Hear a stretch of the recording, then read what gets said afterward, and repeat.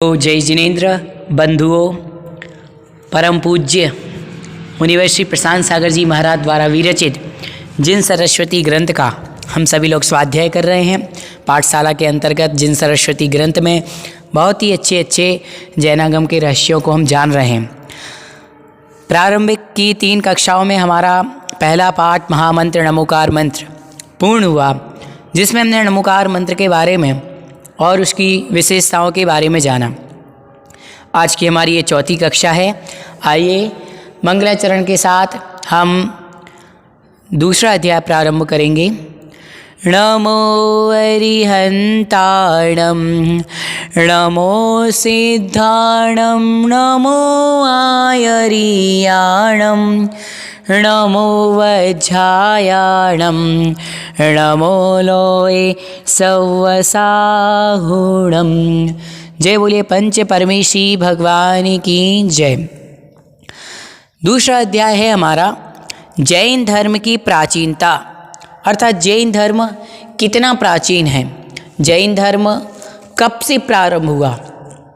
तो वैसे तो सामान्य भाषा में सभी जानते हैं कि जैन धर्म अनादिकाल से है और अनंत काल तक रहेगा, किंतु जन सामान्य की जानकारी के लिए उत्पत्ति काल जैन धर्म का कब से मानते हैं, आइए जानते हैं। जैन धर्म कब से और किसके द्वारा स्थापित किया गया। जन सामान्य की धारणा कोई बौद्ध शाखा या जन सामान्य की धारणा के अनुसार इसे कोई बौद्ध धर्म की शाखा या बौद्ध धर्म की उत्पत्ति मानते हैं, तो कोई हिंदू धर्म की शाखा मानते हैं, किंतु जैन धर्म अनादि निधन है। यह अनादि काल से चला आ रहा है और अनंत काल तक चलता रहेगा। इसके संस्थापक कोई कहें क्या भगवान आदिनाथ हैं अथवा भगवान महावीर हैं? नहीं, जैन धर्म का संस्थापक कोई भी नहीं है, ना ही भगवान आदिनाथ हैं ना ही भगवान महावीर हैं। क्यों? क्योंकि समय समय पर तीर्थंकरों के माध्यम से इसकी व्यवस्था होती है, अर्थात तीर्थंकर जैन धर्म का उपदेश देते हैं। जैसे भारत देश का संविधान बदलता है क्या? नहीं, मात्र सरकार बदलती है। वैसे ही जैन धर्म नया पुराना कभी नहीं होता, बस तीर्थंकरों का तीर्थकाल बदल जाता है। समझ गए? जैसे आदिनाथ भगवान हुआ तो आदिनाथ भगवान का उस समय शासनकाल चल रहा था, फिर अजितनाथ भगवान हो गए तो अजितनाथ भगवान का शासनकाल चल रहा है, और फिर अभी कौन से भगवान का शासनकाल चल रहा है? भगवान महावीर स्वामी का।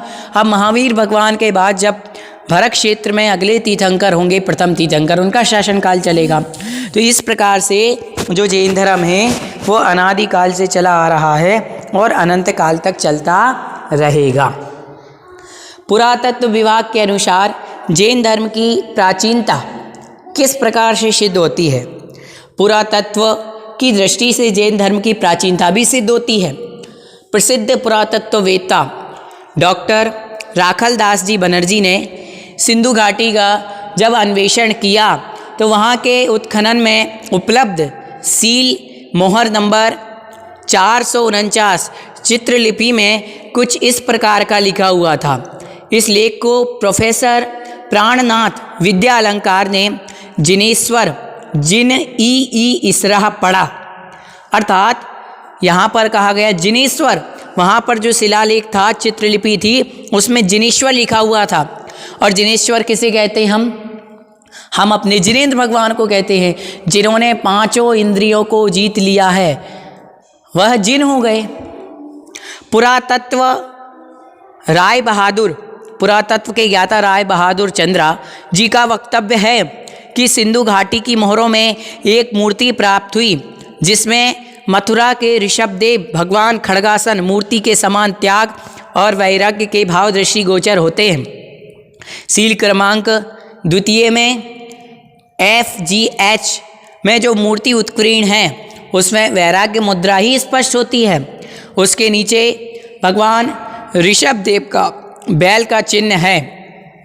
सभी आधारों एवं अनेक विद्वानों से जैन धर्म को सिंधु घाटी सभ्यता काल का माना है। सिंधु घाटी सभ्यता आज से 5000 वर्ष पुरानी स्वीकार की गई है। हड़प्पा से भी नग्न मानव धड़ सिंधु घाटी सभ्यता में जैन तीर्थंकर के अस्तित्व को सूचित करता है। केंद्रीय पुरातत्व के महानिर्देशक TN रामचंद्रन उस पर गहन अध्ययन किया उन्होंने, और हड़प्पा की खोज में कायोत्सर्ग मुद्रा में उत्कीर्णित मूर्ति को जैन मूर्ति उन्होंने बताया। इसके अतिरिक्त और भी कई मूर्तियाँ जैन धर्म की यहाँ पर निकली हैं। जैन धर्म बहुत ही पुराना है, वैसे तो अनादिकाल से जैन धर्म है, किंतु वर्तमान में भी जैन धर्म की बहुत बड़ी प्राचीनता सिद्ध होती है।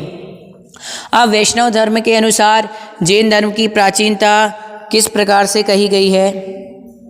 वैष्णव धर्म के अनुसार जैन धर्म की प्राचीनता किस प्रकार से सिद्ध होती है? तो वैष्णव धर्म के अनुसार विभिन्न शास्त्रों एवं पुराणों का जब अन्वेषण किया गया, उसमें खोज की गई, तो जैन धर्म की प्राचीनता अधिक दिखाई देती है।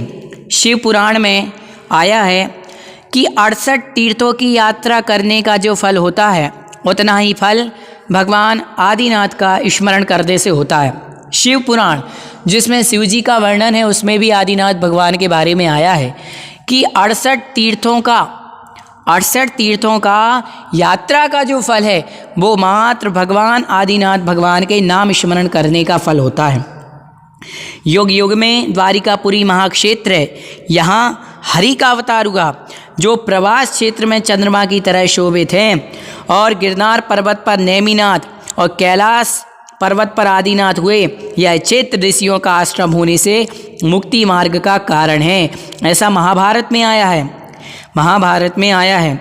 और महाभारत में ये भी कहा, जब कृष्ण जी अर्जुन को शस्त्र विद्या का उपदेश देते हैं कि हे अर्जुन तुम शस्त्र उठाओ, तब वो वहाँ पर कहते हैं कि हे अर्जुन तू रथ पर सवार है और तेरे हाथ में गांडीव नाम का धनुष है और तेरे सामने से दिगंबर मुनिराज आ रहे हैं, तो तेरी जीत सुनिश्चित है।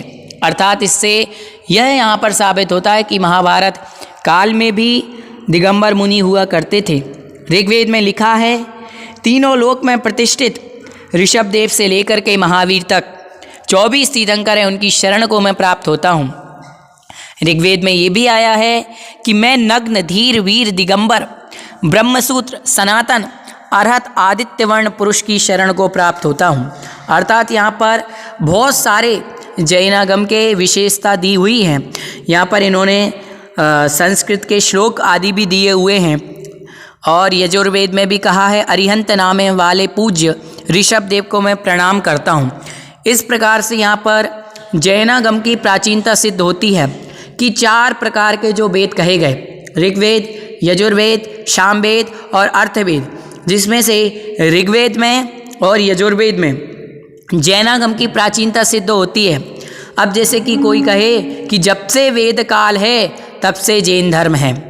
वैसे तो आगम में जिनवाणी में यही कहा कि जैन धर्म अनादिकाल से है, परंतु वर्तमान में वैष्णव संप्रदाय के अनुसार जब से यह महाभारत और ऋग्वेद, सबसे पहला वेद कौन सा है? ऋग्वेद, उस समय से जैन धर्म है। यह यहाँ पर ऋग्वेद ग्रंथों में भी आया है। शिवपुराण ग्रंथ में भी, मैंने आपको बताया, शिवपुराण ग्रंथ में भी आया है। ऐसे इनके अनेकानेक ग्रंथ हैं। नगर पुराण हो गया, और भी शिव पुराण हो गया, और भी अन्य जो वैष्णव संप्रदाय के पुराण हैं, उनमें विभिन्न प्रकार के जैनागम का वर्णन आया है। कहीं किसी ने तीर्थंकरों को नमस्कार किया है, कहीं किसी ने मुनियों के बारे में बताया है। तो यहाँ पर भी जैनागम की प्राचीनता सिद्ध होती है। आगे और कहा गया कि नगर पुराण में भी आया है कि सतयुग में 10 ब्राह्मणों को भोजन देने का जो फल होता है, वह कलयुग में अरहंत भक्त एक मुनि को भोजन देने का फल होता है। अब नगर पुराण जो कि वैष्णवों का पुराण है, इसमें आया है कि सतयुग में कहा करते थे कि 10 ब्राह्मणों को आप भोजन दो, तो 10 ब्राह्मणों को भोजन देने का जो पुण्य होता है, जो फल प्राप्त होता है, वो मात्र एक मुनि को आहार देने से प्राप्त है। जब भागवत कथा पढ़ते हैं तो भागवत कथा के 5वें स्कंद के अध्याय क्रमांक 2 से 6 तक भगवान आदिनाथ अर्थात ऋषभदेव का कथन किया गया है, जिसका भावार्थ यहाँ पर प्राप्त होता है कि 14 मनुओं में से पहले मनु स्वयंभू के पौत्र नाभि के पुत्र ऋषभदेव हुए हैं, जो दिगंबर जैन धर्म के प्रचारक थे। ऐसे अनेक ग्रंथों के यहाँ पर दृष्टांत प्राप्त होते हैं और विद्वानों के अनुसार यहाँ पर अलग अलग कथन किए गए हैं। ये भी बताया गया है कि भगवान ऋषभदेव और शिवजी में क्या समानताएं थी। तो कहा गया भगवान ऋषभदेव अनंत ज्ञान के धारी थे और ऋषभदेव ने ज्ञान की गंगा प्रवाहित की। वैसे ही शिवजी का माना जाता है कि शिवजी की जटा में गंगा का वास था। भगवान ऋषभदेव का चिन्ह बैल है और शिवजी का वाहन बैल है। भगवान ऋषभदेव का निर्वाण कैलाश स्थल है और शिवजी का निवास भी कैलाशगिरी माना गया है। भगवान ऋषभदेव दिगंबर थे और शिवजी भी दिगंबर अथवा वो एक वस्त्र लेकर के रहा करते थे। ऐसी यहाँ पर कई समानताएं भी प्राप्त होती हैं, जिससे यह हमें मालूम होता है कि जैन धर्म हमारा कितना प्राचीन है। जैन धर्म के बारे में अन्य अनेक शास्त्रों में आया है। अनेक विद्वानों ने जैन धर्म की प्राचीनता सिद्ध की है। जर्मन के एक बहुत बड़े विद्वान डॉक्टर जैकेवो, इनका भी मत है कि ऋषभदेव का समय अब से असंख्यात पूर्व का है। श्री हरि सत्य भट्टाचार्य जी ने भी लिखा है, भगवान अरिष्ट नेमि नाम की इस पुस्तक में उन्होंने नेमिनाथ भगवान के जीवन का ऐतिहासिक चित्रण किया है। इसके बाद डॉक्टर बेसेंट एम स्मिथ और मद्रास के प्रोफेसर चक्रवर्ती और डॉक्टर राधाकृष्णन आदि बहुत सारे जो महान प्रोफेसर हुए हैं, बड़े बड़े विद्वान खोजकर्ता हुए हैं, उन्होंने भी बताया है। किन्हीं ने कहा भगवान ऋषभदेव आज से असंख्यात वर्ष पूर्व हुए हैं। किन्हीं ने बहुत सारी पुस्तकें लिखी। डॉक्टर कालिदास नाग ने पुस्तक डिस्कवरी ऑफ एशिया में नग्न मूर्ति का चित्रण करके यह प्रकाशित किया है कि वह 10,000 वर्ष पुराना है। 10,000 वर्ष पुराना कहा तो कितने सारे विद्वानों ने, बड़े बड़े खोजकर्ताओं ने जैन धर्म को अति प्राचीन बताया है। जैन धर्म के बारे में और भी बौद्ध आदि ग्रंथों में लिखा है कि वैशाली में सड़क सड़क पर बड़ी संख्या में दिगंबर साधु प्रवचन दे रहे थे। अगुगुत्तर निकाय में लिखा है कि नाथ पुत्र अर्थात भगवान महावीर सर्वदृष्टा अंतर्ज्ञानी, प्रत्येक क्षण पूर्व सजग और सर्वज्ञ रूप से स्थित थे। मंजूश्री कल्प में भगवान ऋषभदेव को निर्ग्रंथ तीर्थंकर आप्त कहा। न्याय बिंदु में भगवान महावीर को सर्वज्ञ और केवल ज्ञानी आप्त तीर्थंकर कहा। ऐसे बौद्ध ग्रंथों में भी जैनागम का बहुत बड़ा चित्रण आया है। इसमें भी जैन धर्म की प्राचीनता यहाँ पर सिद्ध की हुई है। और भी बहुत बड़े बड़े पुरातत्ववेत्ता प्रोफेसर जो हुए, उन्होंने भी जैनागम के बारे में बताया है। और विष्णु के 22 अवतारों में, वैष्णव परंपरा के अनुसार विष्णु के जो 22 अवतार हैं, उनमें 8वां अवतार भगवान ऋषभदेव का माना जाता है। ऋषभावतार जिसे कहा जाता है। तो इस प्रकार से आज हमारे दूसरा अध्याय जो है जैन धर्म की प्राचीनता, इस दूसरे अध्याय में मात्र यही बताया गया है कि जैन धर्म कितना प्राचीन है। तो यदि हम एक शब्द में कहना चाहें जैन धर्म की प्राचीनता, तो मात्र आप इतना कह सकते हैं कि जैन धर्म अनादिकाल से चला आ रहा है और कब तक रहेगा? अनंत काल तक रहेगा जैन धर्म। ना कभी यह नष्ट होने वाला है और ना इसी को कोई नष्ट कर सकता है। वह तो बस अलग अलग तीर्थंकरों के कालों में तीर्थंकरों की व्यवस्था होती है, जिसके माध्यम से जैन धर्म निरंतर आगे बढ़ता रहता है। इस प्रकार से जैन धर्म की प्राचीनता सिद्ध होती है कि जैन धर्म अनादिकाल से चला आ रहा है। परंतु वर्तमान के समय में अन्य मत वाले लोग, बड़े बड़े पुरातत्ववेत्ता आदि लोग ये बातें नहीं मानते हैं।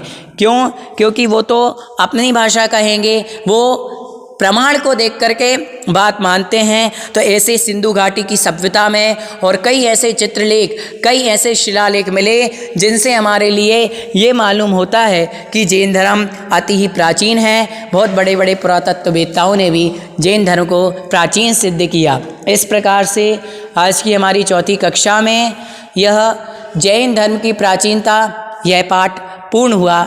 इसके पश्चात हम अगली कक्षा में अगला पाठ प्रारंभ करेंगे। आज के लिए ही इतना ही। अभी तक आप हमारे यदि चैनल से नहीं जुड़े हुए हैं तो चैनल को सब्सक्राइब कर लीजिए।